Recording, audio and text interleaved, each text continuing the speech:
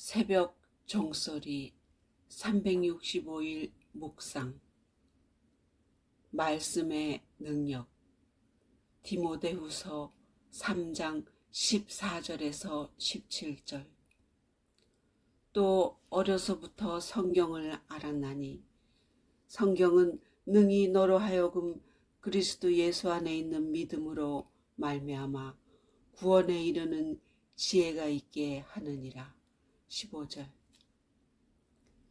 세상에서 가장 위대한 책이 있습니다. 하나님의 말씀을 기록한 성경입니다.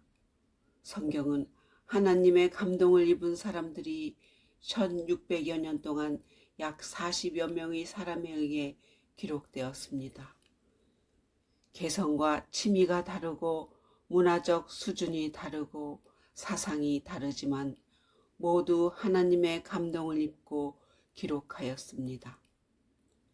성경을 기록한 목적은 예수 그리스도께서 하나님의 아들이심을 증거하며 죄인으로 하여금 믿고 생명을 얻게 하는 것입니다.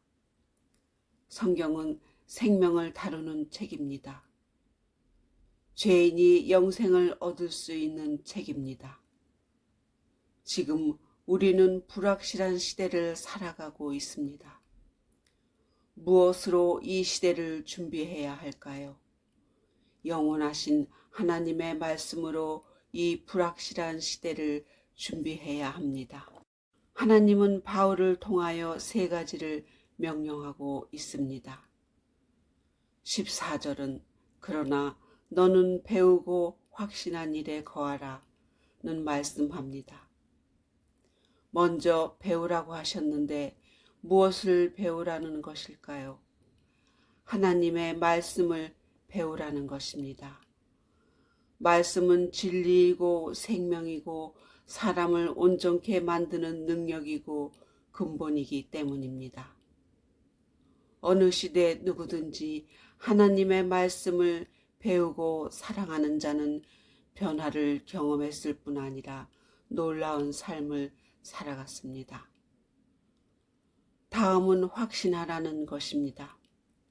성경을 읽고 맥을 확실히 잡은 것에 대해서는 확고부동한 믿음을 가져야 합니다. 성경에는 모든 것이 기록되어 있기 때문에 맥을 잡지 못하고 읽으면 무슨 뜻인지 이해가 가지 않습니다. 그래서 체계적으로 성경을 공부할 필요가 있습니다. 그렇다면 성경에서 무엇을 확신해야 할까요? 첫째가 내가 죄인이다라는 것이고, 둘째는 나는 구원받은 하나님의 자녀다라는 확신입니다. 다른 것은 다 알아도 이것에 대한 확신이 서지 않으면 성경을 처음부터 다시 읽어야 합니다. 마지막으로 거해야 합니다. 이 말의 의미는 그 상태를 계속 유지하라는 뜻입니다. 말씀 속에 거하는 것, 말씀의 은혜를 유지하는 것은 실제로 말씀대로 사는 것 이외에 다른 방법은 없습니다. 성경은 하나님의 감동으로 된 것으로 읽는 모든 사람의 영혼에 영감을 끊임없이 불어넣어주고 있습니다. 성경은 구원에 이르게 하는 지혜를 가지고 있어서 누구에게로 가든지 구원의 역사를 일으킵니다. 말씀에는 능력이 있어 말씀을 뜨겁게 사랑하고 복종하는 자는 누구나 하나님의 능력을 체험하게 됩니다. 말씀에 붙들릴 때 놀라운 기적이 일어납니다. 말씀을 사랑하고 열심히 배우고 확신하며 살아가십시다.